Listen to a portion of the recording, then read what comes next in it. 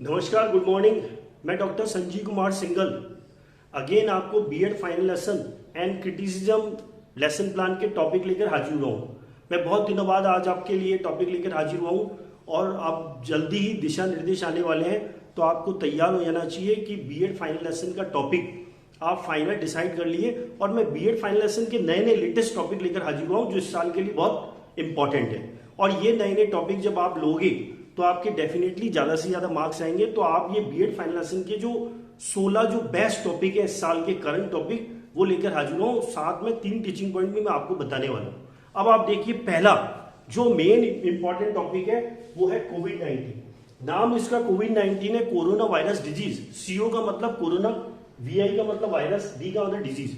कोविड-19 19 में नहीं रहा, बल्कि इसने 21 तक अपना धमाल मचाया है और आगे कब तक धमाल मचाएगा ये भी अपन नहीं कह सकते।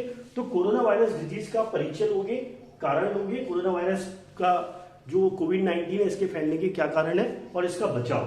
Prevention is better than cure, ये अपन सीख चुके हैं। इसके बाद आप चाहो तो कोरोना की पहली लहर के बारे में भी ले सकते हो, दूसरी लहर के भी बारे में ले सकते हो टॉपिक, और कोरोना की तीसरी लहर जो आगामी आने का अंदेशा जताया गया है कि कोरोना की तीसरी लहर जो है बच्चों को सबसे ज्यादा अफेक्ट करेगी।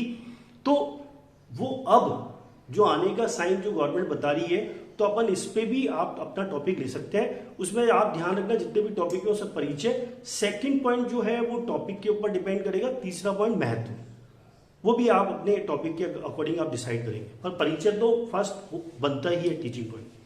तीसरा जो है वो कोरोना वैक्सीन। कोरोना वैक्सीन ही कोरोना कोविड-19 से कुछ हद तक बचाव है, तो आप कोरोना वैक्सीन के बारे में भी आप अपना टॉपिक ले सकते हैं। इसमें परिचय, प्रकार। अब इसमें प्रकार में जो है अलग अलग टाइप की कोरोना वैक्सीन जो है मार्केट में है। आपको पता है कोवैक्सीन जो हिंदुस्तान बायोटेक ने बनाई है, ये भारत की वैक्सीन है। नरेंद्र मोदी जी ने यही वैक्सीन लगाई है। ये 28 दिन के अंतराल में लगती है, ये भी आपको पता है, तो ये आप उसका जिक्र कर सकते हो। कोविशील्ड जो है जो ब्रिटेन की एस्ट्रोजेनिका ने बनाई है, इसमें अंतराल में बीच बीच में गैप आते गए हैं, तो ये भी आप ले सकते हो कि 4 से 6 सप्ताह, या इसमें कोई डिफरेंस आता है तो उसका भी आप जिक्र कर सकते हो। ऐसे रशियन की जो स्पुतनिक है, ये जो रशिया ने बनाई है, क्योंकि फर्स्ट सैटेलाइट जो रशिया ने लॉन्च किया था वो स्पुतनिक था, उसके नाम पर जो स्पुतनिक वैक्सीन बनाई है। और अपने को ये भी पता है कि जो रशिया में सबसे ज्यादा पॉपुलर है, उस रशिया ने दावा किया है कि हमारी जो 1 डोज स्पुतनिक है यही बाकी की वैक्सीन से इफेक्टिव है। तो ये अपन अलग अलग टाइप की वैक्सीन का जिक्र कर सकते हैं, इनके गैप का जिक्र कर सकते हैं और महत्व, इसका इंपॉर्टेंस क्या है ये भी अपन जिक्र कर सकते हैं। इसके बाद है ब्लैक फंगस।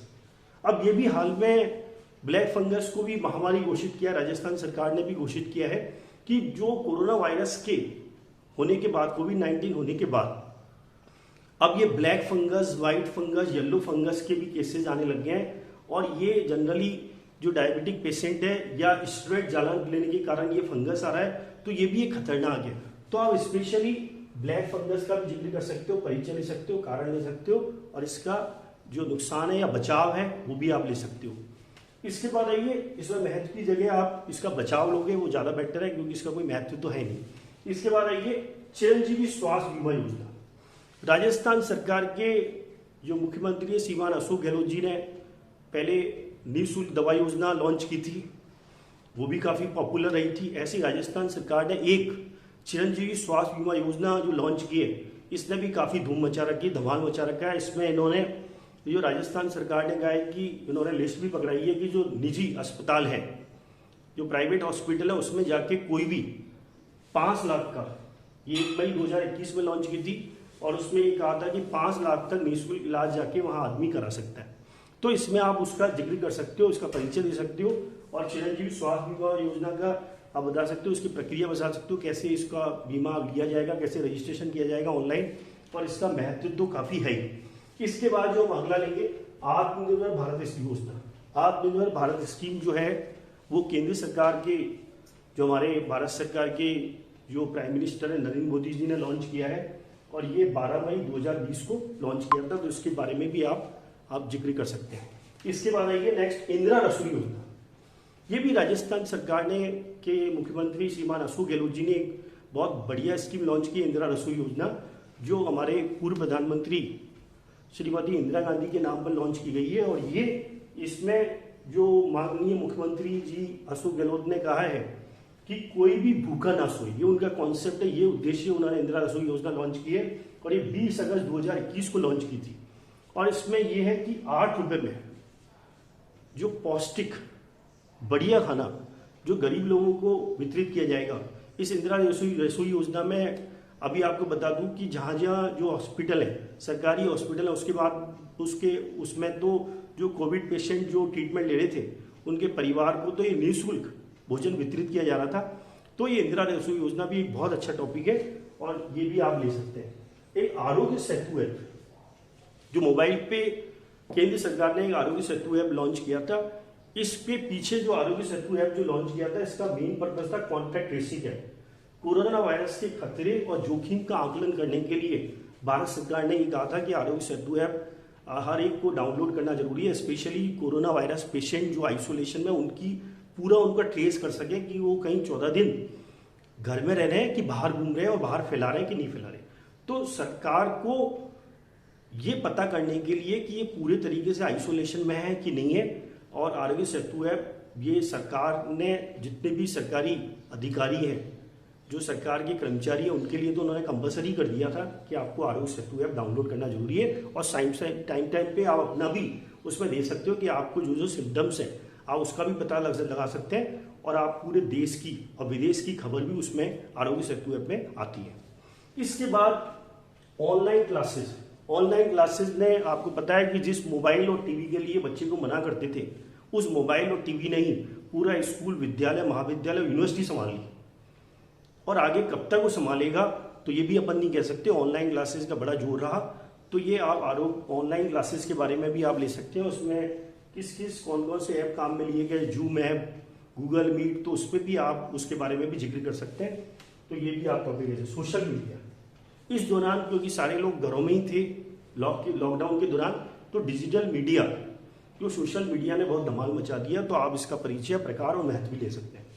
इसके बाद ज्ञान संकल्प पोर्टल, ये राजस्थान सरकार ने ज्ञान संकल्प पोर्टल चालू किया है, जिसमें जो सरकारी विद्यालय हैं उनकी दशा और दिशा सुधारने के लिए, उनके विकास को गति देने के लिए राजस्थान सरकार ने ये ज्ञान संकल्प पोर्टल चालू किया, जिसमें जो बड़े बड़े भामाशाह हैं जो डोनेट करना चाहते हैं, तो उस ज्ञान संकल्प पोर्टल के माध्यम से वो ऑनलाइन वो स्कूल को डोनेट कर सकते हैं। तो एक इजी प्रोसेस हो गया, जिसमें कोई बीच में मीडियम नहीं रहा, और डायरेक्ट स्कूल को वो डोनेशन पहुंच जाता है और स्कूल के विकास में वो सहयोग करता है। तो ये भी एक अच्छी स्कीम है। इसके बाद है स्माइल प्रोजेक्ट। इसमें स्माइल जो कैपिटल में social media interface for learning engagement, ये जो प्रोग्राम स्माइल प्रोजेक्ट जो राजस्थान सरकार ने लॉन्च किया, इसके अकॉर्डिंग जो स्कूल में बच्चों को होमवर्क देना, ऑनलाइन क्लासेस अटेंड करवाना, बच्चे का उसका चेक करना, बच्चे के लिए कोर्सेज अवेलेबल कराना, ऑनलाइन कोर्सेज, तो ये राजस्थान सरकार ने सरकारी विद्यालय के लिए ये स्माइल प्रोग्राम जो लॉन्च किया, इसके बारे में भी बच्चे बता सकते हैं। और ये भी एक अच्छा प्रोग्राम है, अच्छा प्रोजेक्ट है और अच्छा टॉपिक है। इसके बाद आइए जन सूचना पोर्टल। अब ये बहुत चल रहा था, जन सूचना पोर्टल पे जाके आप रजिस्ट्रेशन कराइए। जन सूचना जो पोर्टल है ये अच्छा पोर्टल है। इसमें जो है राजस्थान सरकार ने 33 डिपार्टमेंट और 33 जो 13 विभाग है, 33 योजना को एक साथ इकट्ठा करके जन सूचना पोर्टल पे दिया हुआ है। आप इसके जो 3 का जो कॉन्सेप्ट है, 13 विभाग और 33 योजनाएं, इसके बारे में आप बता सकते हैं कि किस टाइप से जन सूचना पोर्टल का परिचय दे सकते हो, इसमें कौन कौन से डिपार्टमेंट जुड़े हुए हैं और इसका क्या महत्व है। ये भी एक अच्छा प्रोजेक्ट है, टॉपिक है। इसके बाद आइए 14वें नंबर जो मेरा अगला है वो शाला दर्पण है। ये शाला दर्पण जो है, इसमें शाला दर्शन जो प्राइमरी स्कूल के लिए बनाया गया है और शाला दर्पण जो है सेकेंडरी के लिए, दोनों को कंबाइन करके ये शाला दर्पण जो ऑनलाइन वेबसाइट जो राजस्थान सरकार ने बनाई है, इसमें यह है कि आपको सारी जो शाला दर्पण पोर्टल पे आप जाकर स्कूल की लोकेशन, स्कूल का एचएम कौन है, स्कूल में कौन कौन से टीचर वर्क करते हैं, उसकी जो कमेटी बनी हुई है उसको देख सकते हो। उनके मोबाइल नंबर, आधार नंबर वगैरह भी वहाँ दे रखे हैं और उसमें कितने स्टूडेंट्स पढ़ रहे हैं और वहाँ इंफ्रास्ट्रक्चर क्या है, उनका रिजल्ट, उनकी प्रीवियस क्लास की नॉलेज, ये सारी चीज़ जो है एक तरीके से पेरेंट्स के साथ इंटरेक्शन, स्टूडेंट के साथ इंटरेक्शन और जो ट्रांसपेरेंसी है वो शाला दर्पण पोर्टल पे आपको पूरे राजस्थान की मिल जाती है। ये अच्छी है जिसमें राजस्थान सरकार के दिनों दिन इसमें नई नई एक्टिविटीज़ उसमें डाल दी जाती है। तो आप स्कूल की सारी गतिविधियों की जानकारी पेरेंट्स भी ले सकते हैं और बाहर के लोग भी ले सकते हैं। इसके बाद है लॉकडाउन। अब ये लॉकडाउन जो है ऐसे लगता है कि जवान पे, सबकी जवान पे चढ़ गया और ये कब तक उतरेगा ये भी नहीं कह सकते। तो लॉकडाउन का परिचय और कितने अलग अलग टाइप के लॉकडाउन लगाए गए उसके प्रकार ही बता सकते हो और इसका महत्व क्या है। अगर लॉकडाउन नहीं होता तो ये बीमारी क्या अपना भूचाल मचाती, तो इसका हम आपको बता ही नहीं सकते। तो लॉकडाउन भी एक अच्छा टॉपिक है, ये भी आप ले सकते हैं। इसके बाद मैं लास्ट ले रहा हूँ राष्ट्रीय शिक्षा नीति।